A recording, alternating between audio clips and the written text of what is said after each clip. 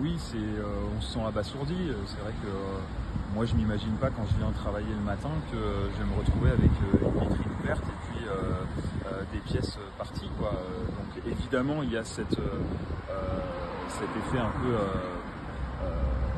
navrant, désolant. Et puis après, il faut pas il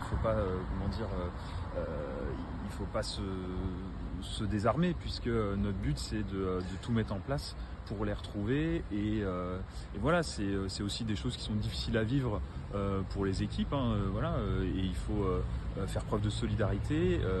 On est soutenu aussi par le ministère, par l'établissement public auquel appartient le musée Adrien Dubouché. Donc voilà, c'est ça qui est important maintenant, et de ne pas en rester à cet état de sidération. Il y a, comme dans tout musée, des dispositifs et différents outils, à commencer par de la surveillance humaine.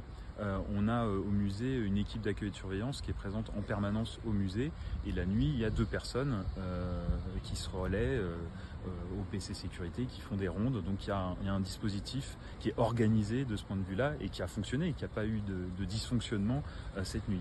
En plus de ça, on a des alarmes, et on a aussi de la vidéosurveillance. Voilà, on a ces outils-là,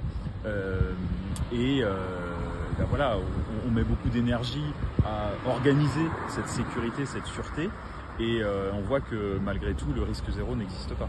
Il y a eu une alarme qui s'est déclenchée, et nos collègues d'accueil et de surveillance du musée sont allés immédiatement, et ils ont constaté le vol et les fractions et le fait qu'il y avait des objets manquants.